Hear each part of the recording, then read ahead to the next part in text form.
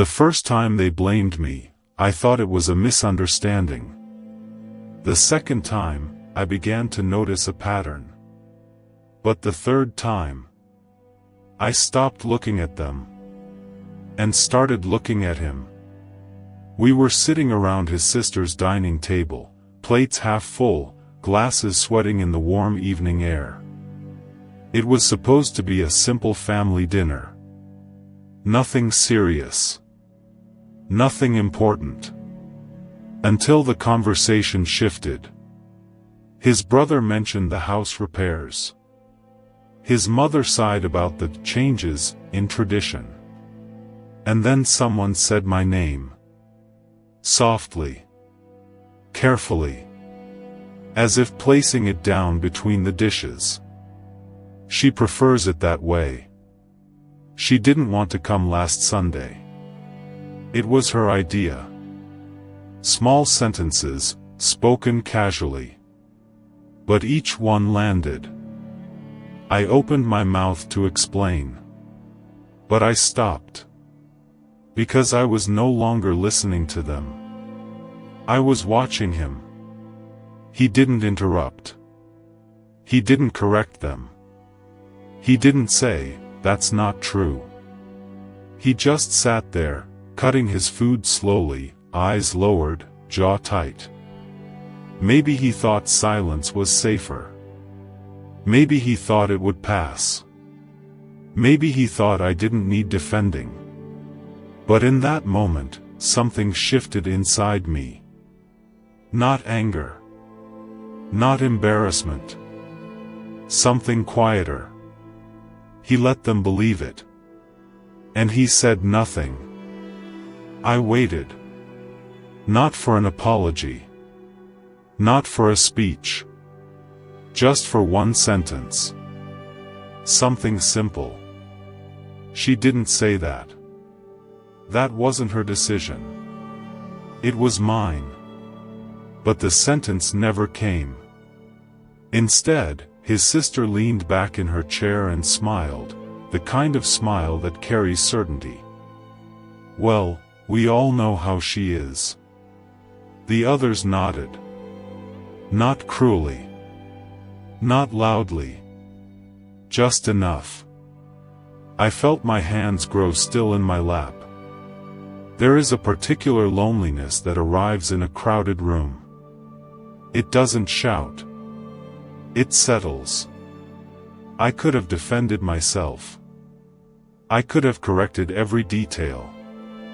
I could have explained the truth about last Sunday, about the repairs, about the small things they had reshaped into something convenient. But I was tired. Tired of clarifying. Tired of smoothing over discomfort. Tired of being the one who made things easier. So I looked at him again. He knew the truth. He had been there when we made the decision together. He had agreed. He had even suggested it. And still, he remained quiet. He lifted his glass. Took a slow sip. Avoided my eyes. In that small movement, I understood something I hadn't wanted to see. It wasn't that he believed them. It was that he preferred peace. Even if it cost me. And for the first time, I wondered. How many times had this happened before? It hadn't started that night.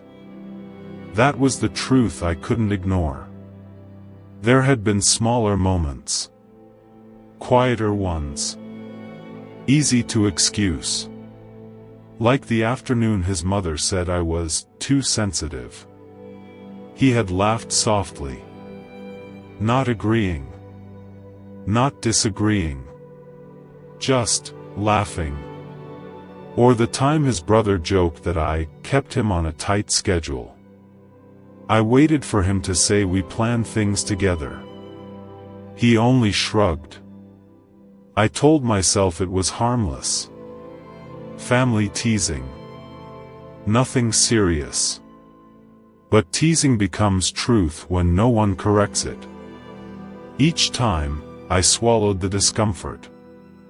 Each time, I protected him from having to choose a side. I thought that was love.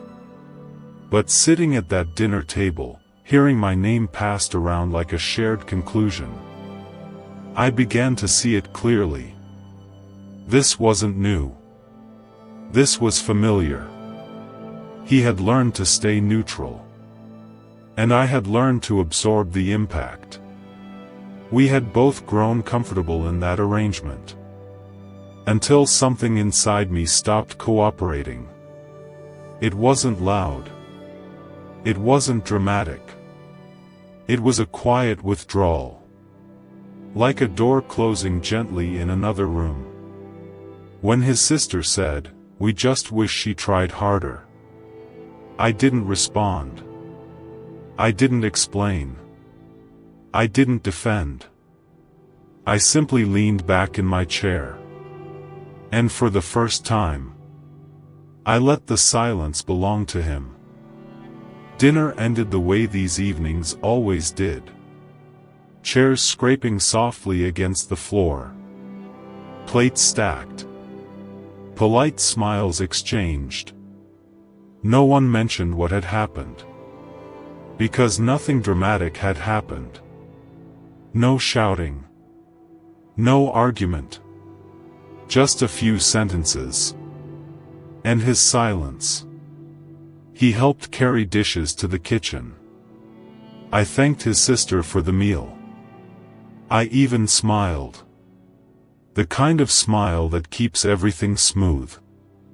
On the drive home, the car felt smaller than usual. Streetlights passed in steady intervals. Bright. Dark. Bright. Dark. He turned on the radio. Low volume. Soft music. As if quiet background sound could erase the evening. I watched the road ahead. He kept his eyes forward.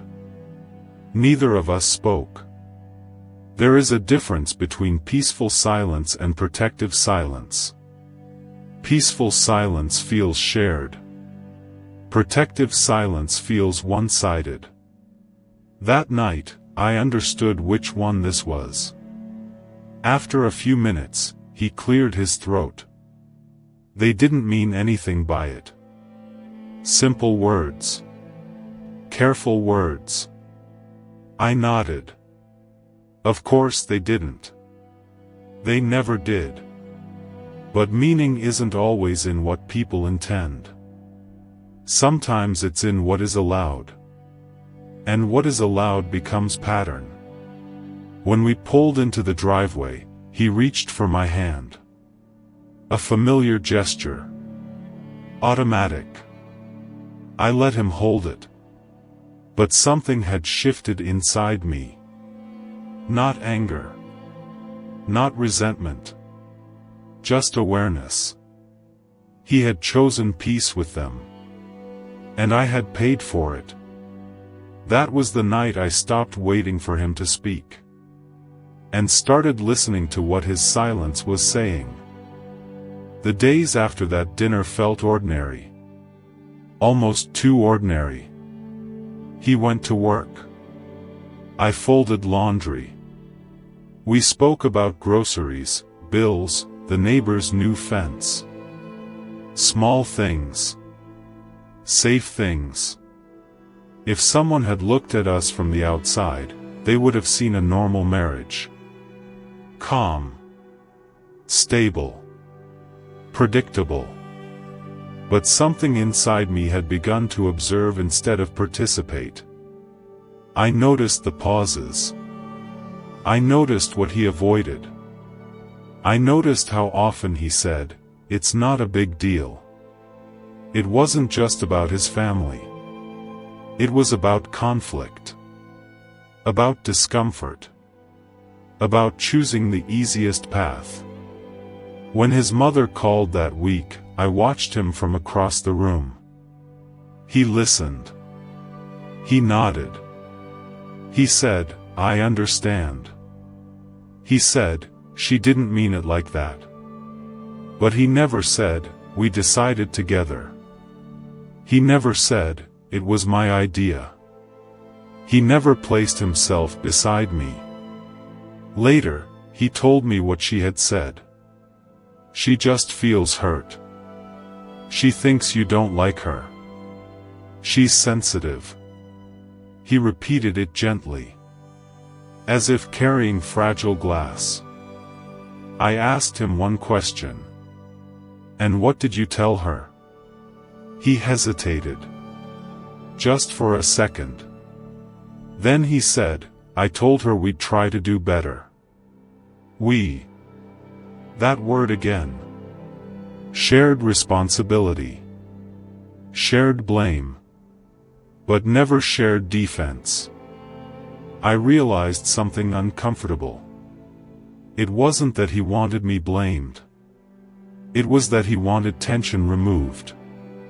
Even if the removal meant placing weight on me. And the more I watched, the clearer it became. His silence was not accidental. It was strategy. I began to speak less. Not out of punishment. Not out of anger. Just caution. When plans were discussed, I said, whatever you think. When invitations came, I nodded. When opinions formed, I kept mine soft. It was easier that way. If I didn't stand firmly anywhere, there was nothing for them to push against. Nothing for him to smooth over. But something unexpected happened. The quieter I became, the more comfortable everyone else seemed. His sister spoke more freely. His mother made more assumptions. His brother joked without hesitation. And he relaxed. He smiled more at gatherings. He seemed relieved. As if my silence had removed a burden. As if harmony had finally returned. One Sunday afternoon, we were sitting in the living room when his phone buzzed. His family group chat. I saw my name again. Casual. Light. Maybe she won't mind if we change it. She usually prefers her own plans.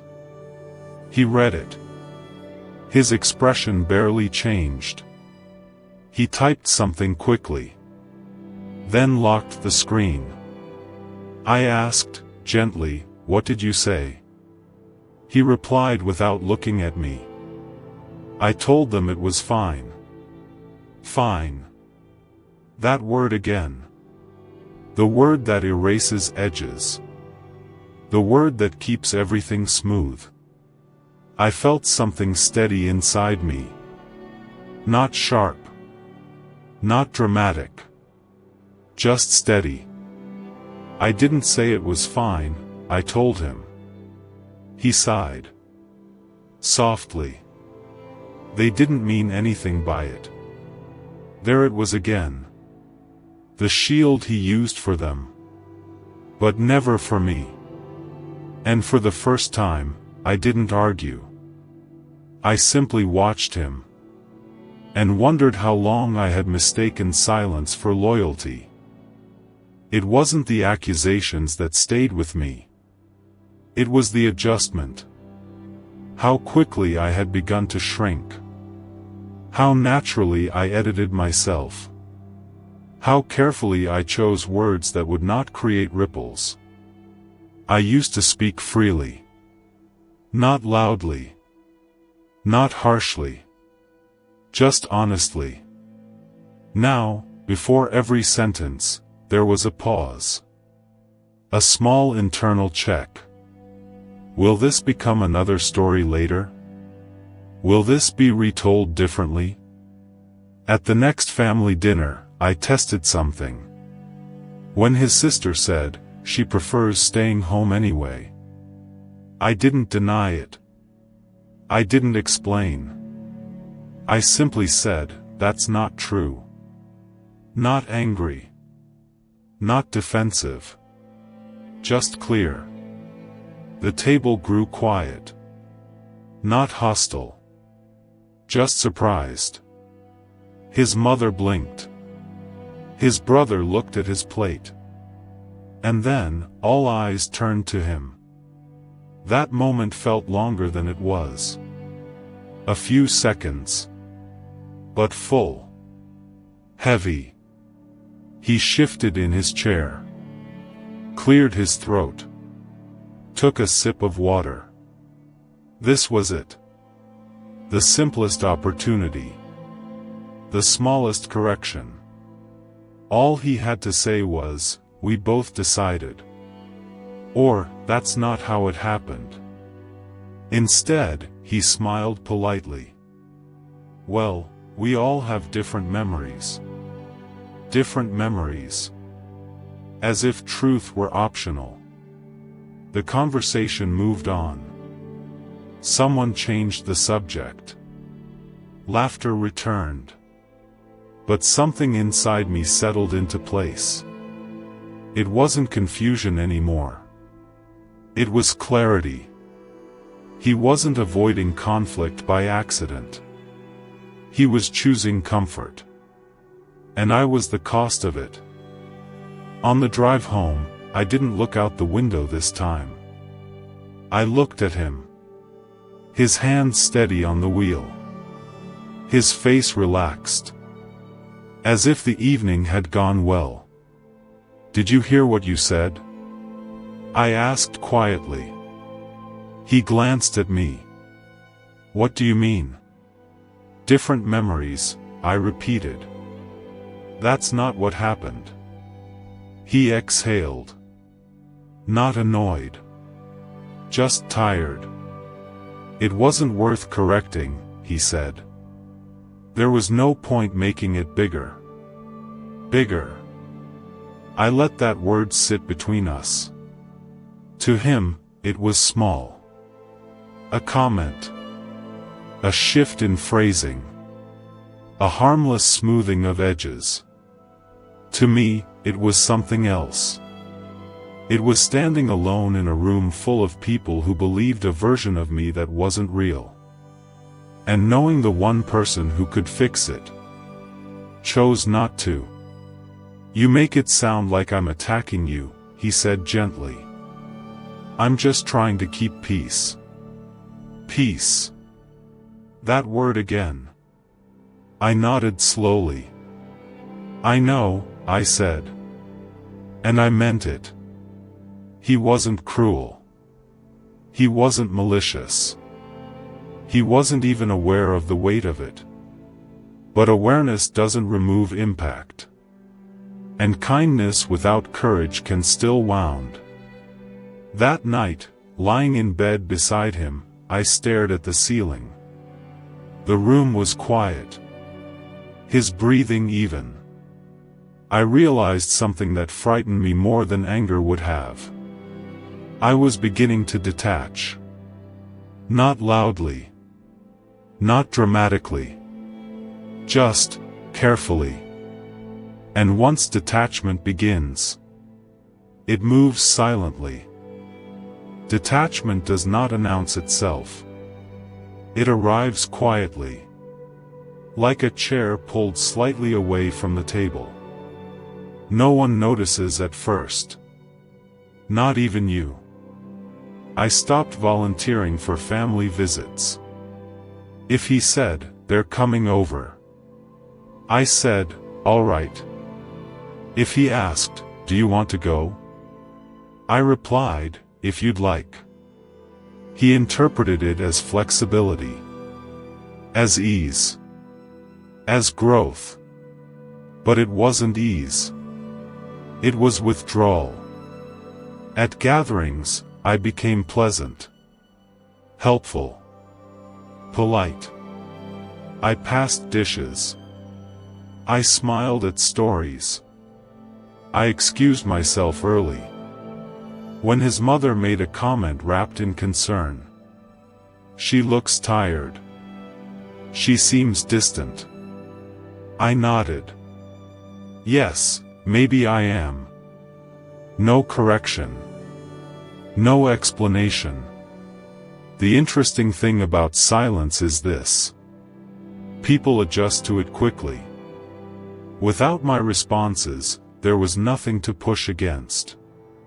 Without my clarity, their version of me grew stronger.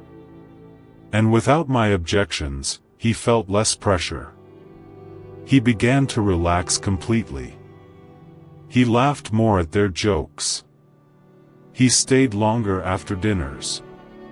He stopped glancing at me to measure my reaction. It was as if the tension had finally disappeared. But tension doesn't disappear. It relocates. And in our case, it moved inward. Into the quiet space between us. At home, the quiet changed. Not louder. Not colder. Just different. We still ate dinner together. Still discussed errands. Still watched the evening news side by side. But something invisible had shifted. Like furniture moved slightly out of place. I stopped telling him small things. The story about the cashier who complimented my scarf. The neighbor's dog that kept escaping the yard. The way the sky looked unusually pink at sunset. They were small details. But small details are how closeness survives. He didn't notice at first. Or maybe he did. And thought it was just a phase. One evening, he said, "You've been quiet lately." Not accusing. Just observing. "I'm fine," I replied. And I was. Fine. Not hurt. Not angry. Just careful. Careful not to expect defense. Careful not to rely on protection. Careful not to stand where silence might leave me exposed. He reached for my hand during a television commercial. I let him hold it. But I didn't lean in. That subtle difference. The absence of leaning. Is something you can feel without naming. He felt it. I saw it in the way his fingers tightened slightly. "Did I do something?" he asked. There it was. The question. I looked at him for a long moment. So many possible answers. So many examples. So many dinners and conversations. But I only said, no. Because explaining requires someone ready to hear. And I wasn't sure he was. It happened on a Thursday. Ordinary day. Ordinary evening. His mother had called again. Something about holiday plans. Who would host? Who would travel? I was in the kitchen when he said it. She feels like you don't really try with them. Not cruel. Not sharp. Just, repeated. I turned off the faucet. The sound of running water stopped. And suddenly the room felt very still. "And what do you feel?" I asked. He hesitated. Just long enough for the truth to appear. "I feel like it's just easier if you let some things go." Easier. There it was again. The word that had shaped our entire pattern. Easier for who? Easier for what? I walked past him and sat at the table. "I have let things go," I said calmly. "For years." He looked confused. Genuinely confused. "I don't understand why this is such a big issue," he replied. "It's just small comments." Small. Again small. I nodded slowly. Yes. Small comments. Small corrections. Small silences. But they add up. I wasn't raising my voice. I wasn't crying. That almost unsettled him more. Because this wasn't emotion. It was clarity. When you stay neutral, I continued. You're not neutral. You're choosing the side that requires nothing from you. His expression shifted. Defensive. Then thoughtful. Then guarded. That's not fair, he said. I'm trying to keep the peace. Peace.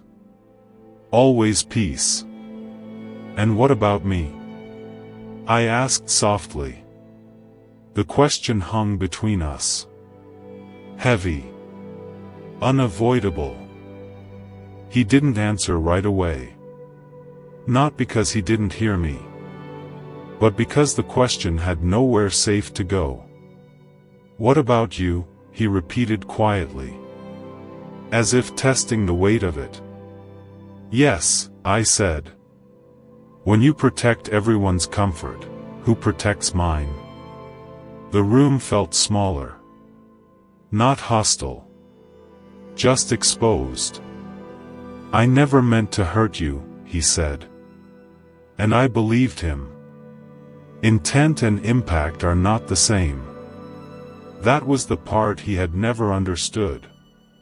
You think staying silent keeps things balanced, I continued. But silence always tips somewhere. And lately, it hasn't tipped toward me. He rubbed his hands together. A nervous habit. I just don't want constant conflict, he said. I grew up with that. There it was. A glimpse. This wasn't just about his family now. It was about history. About survival. About patterns learned long before me. I'm not asking for conflict, I said gently. I'm asking for presence. For you to stand beside me. Not behind me. Not between us and them. Beside me. The words lingered. Not loud. Not dramatic. But undeniable. He looked at me differently then. Not defensive. Not dismissive. Just uncertain. For the first time, I saw that he had never examined this part of himself. It had always felt normal. Automatic. Safe. But safety for one can quietly cost another. And now, he could see the cost. Part 3 complete. The next few days were quieter than usual. Not tense. Not hostile. Just thoughtful. He moved through the house slower. As if measuring his own habits. I did the same. Awareness changes the air in a room. Once something is seen, it cannot return to being unseen. He began asking small questions. Did that bother you? Was that one of those moments? Not defensive. Not sarcastic. Just uncertain. And uncertainty, I realized, is the beginning of change. But change is uncomfortable. And comfort had always been his compass. That weekend, his family invited us for lunch. He looked at me before responding. Waiting. That was new. What do you want to do? He asked. Not what should we do. Not what's easier. What do you want? I took my time answering. Not to test him. But to feel my own truth. I'll go, I said. But if something feels off, I won't pretend. He nodded slowly. And I could see it. The internal conflict. The old instinct to smooth. The new awareness asking him not to. On the drive there, he was quiet. Not distant. Just processing. I wasn't afraid. But I wasn't hopeful either. Because real change isn't proven in conversations at home. It's proven in rooms where it's hardest. And we were about to enter one. Lunch began normally. Smiles. Hugs. The familiar rhythm of dishes being passed. His mother asked about work. His brother told a story. Everyone seemed relaxed. I stayed present. Not guarded. Not withdrawn. Just aware. Halfway through the meal, it happened. Small. Predictable. His sister laughed lightly and said, "She never really liked our traditions anyway." A gentle tone. But pointed. The table shifted slightly. Not visibly. But I felt it. In the past, I would have spoken immediately. Explained. Softened. Corrected. This time, I stayed still. Not passive. Just waiting. Waiting for him. He looked at me. Then at his sister. A flicker of instinct crossed his face. The old habit rising. Smile, redirect, neutralize. I could see the choice forming. Clear. Sharp. He set his fork down. "That's not accurate," he said calmly. "She's made more effort than anyone realizes." The table went quiet. Not angry. Just surprised. His sister blinked. "I didn't mean anything by it." "I know," he replied. "But let's not rewrite it." Simple. Direct. No aggression. No apology. For the first time in years, I felt something unfamiliar in that room. Not relief. Not victory. Something steadier. Recognition. He didn't over-explain. He didn't look at me for approval. He simply continued eating. And the conversation moved on. The drive home felt different. Not dramatic. Not celebratory. Just steady. He kept both hands on the wheel. Eyes forward. Neither of us spoke for a few minutes. Silence again. But not the old kind. This silence didn't feel like distance. It felt like processing. "I almost didn't say anything," he admitted quietly. I felt it rise, the old reflex. I nodded. I saw it. He exhaled slowly. I didn't realize how automatic it was.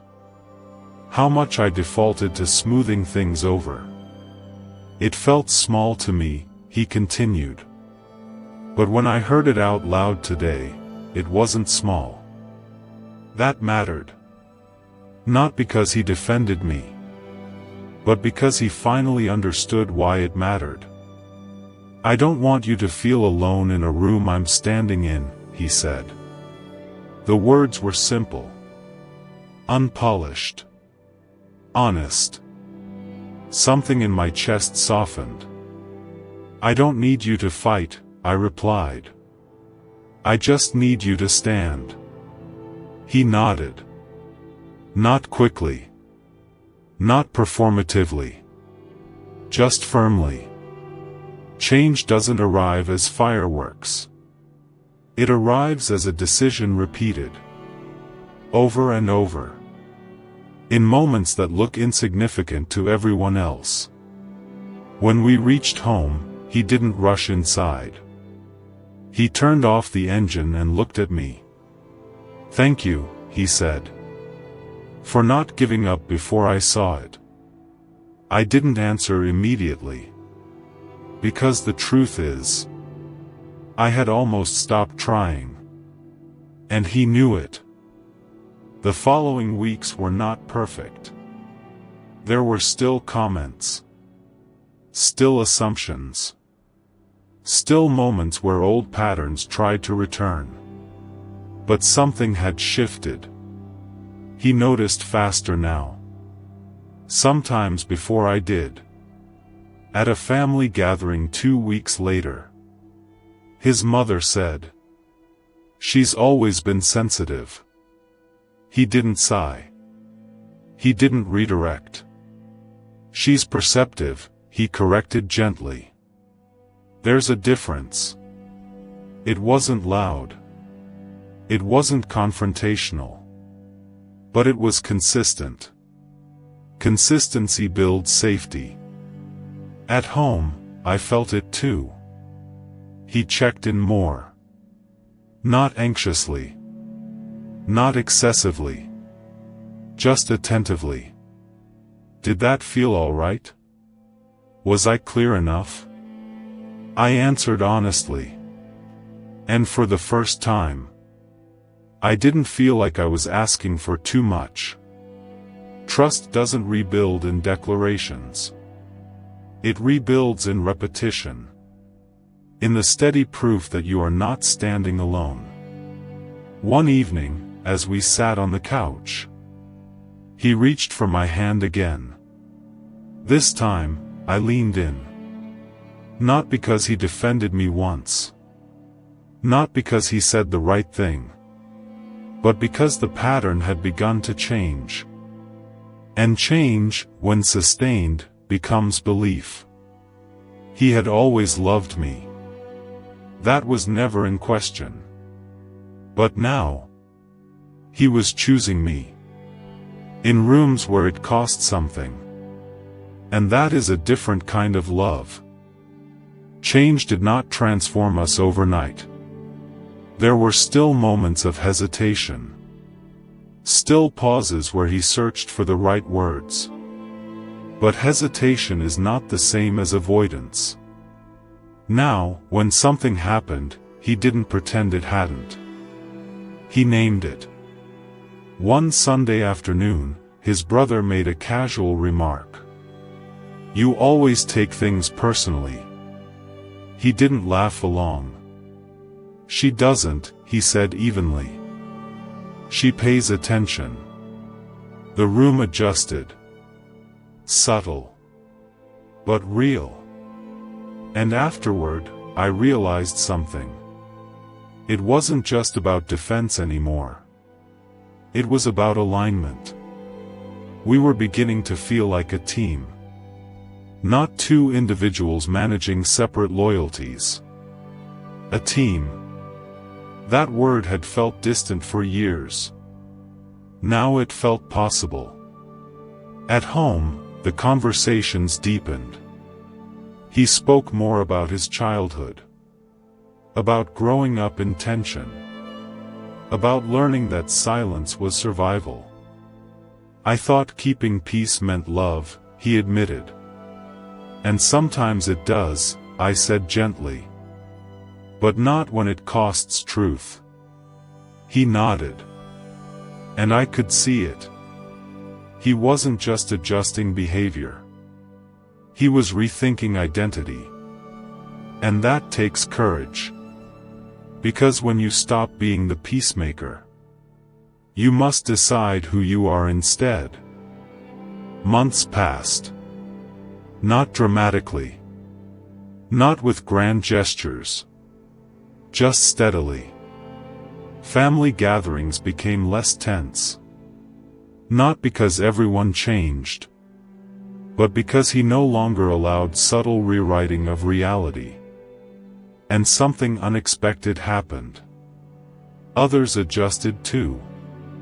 His sister became more careful with her words. Not out of fear, but awareness. His mother asked questions instead of assuming. Small shifts, but meaningful ones. One evening after dinner, his father pulled him aside. I watched from a distance. They spoke quietly. Serious. Measured. Later, in the car, he told me what was said. He told me he never learned how to do this, he admitted. Stand firm without escalating. That sentence stayed with me. Because this wasn't just about us anymore. It was generational. A pattern being interrupted. At home, the atmosphere felt lighter. Not because conflict disappeared, but because it no longer lingered unresolved. He didn't withdraw after difficult conversations. He stayed present. He asked how I felt. He shared how he felt. For the first time in a long time, I stopped bracing myself before family events. I didn't scan the room for impact. I trusted that if something happened, I wouldn't be alone inside it. And that kind of safety, quiet, unseen by outsiders, changes everything. One night, long after the dishes were done, we sat in the living room without the television on. No distractions. No background noise. Just us. I didn't realize how often you felt alone, he said quietly. I thought because you were strong, you didn't need backup. Strength can be misleading. It can look like independence, when sometimes it's endurance. I didn't need you to fight for me, I said. I needed to know you saw what I saw. He nodded slowly. I see it now. And this time, I believed him. There's a difference between someone promising change and someone understanding why change matters. He began catching things before they escalated. A tone. A subtle dismissal. A joke that wasn't really a joke. He didn't attack. He clarified. That's not what she meant. Let's not frame it that way. Small sentences. Steady voice. No drama. And with each repetition, something inside me relaxed. Not instantly. Not completely. But gradually. Like unclenching a fist you forgot was tight. I realized something else too. He wasn't choosing between me and them. He was choosing integrity. And when integrity aligns with love, both grow stronger. It no longer felt like I was being defended. It felt like we were standing in the same truth, side by side. And that quiet alignment was everything. The real change wasn't loud. There was no dramatic confrontation. No final speech that shifted everything at once. It was consistency. Week after week. Moment after moment. And consistency builds trust in ways apologies never can. One Sunday, as we drove home, I realized something surprising. I hadn't rehearsed conversations in my head. I hadn't prepared responses. I had simply been present. And so had he. That was new. At a small family gathering later that month, a familiar tension surfaced. A subtle comparison. A quiet undermining remark. He didn't look at me in apology. He looked at the speaker. Calm. Steady. That's not accurate. 3 words. No anger. No explanation. Just clarity. And the room moved on. But something in me shifted permanently. I no longer felt like an addition to his life. I felt integrated. Chosen in real time. And that is different than being chosen in private. Love, I realized, isn't only tenderness. It's alignment under pressure. It's presence when it's uncomfortable. It's protection without performance. Later that night, as we turned off the lights, he reached for my hand. Not out of habit. Out of grounding. And in the quiet of that room, I understood something simple. He didn't choose them. He chose us. Time did something interesting after that. It softened the sharp edges of memory. Not by erasing them. By reframing them. I used to replay old moments and feel the sting again.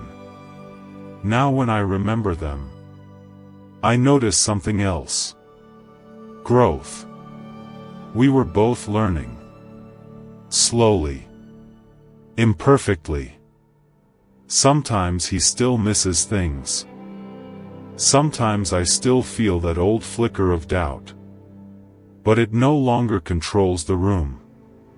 Because now there is language. There is awareness. There is pause. And pause is powerful. It creates space between reaction and response. One evening, his sister made a small comment. Harmless on the surface. But layered underneath. He caught it. Before I even processed it. He redirected gently. And squeezed my hand under the table. That squeeze said more than any argument ever could. Not loud. Not defensive. Just steady. And steady love feels safe. I no longer measure love by words spoken in private. I measure it by alignment in public. And that quiet alignment has become our foundation. Stronger than approval. Stronger than opinion. Sometimes choosing each other is not a single decision. It is a series of small, repeated acts. And repetition builds trust. We are not perfect. But we are united.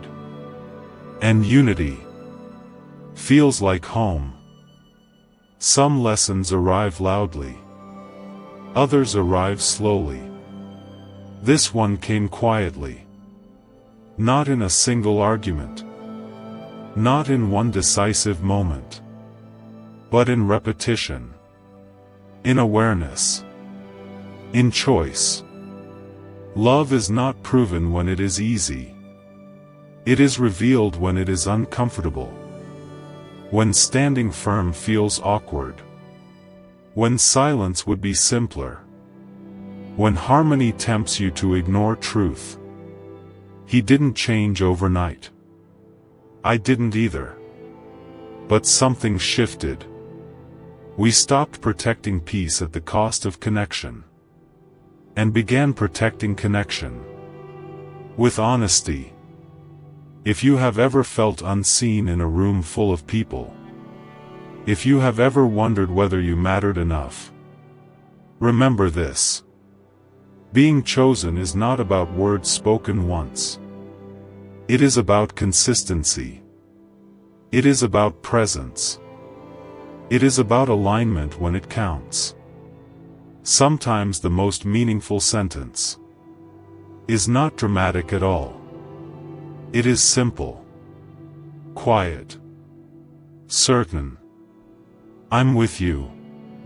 And when that becomes true, not just privately, but publicly, love feels steady. Thank you for sharing this quiet night with us.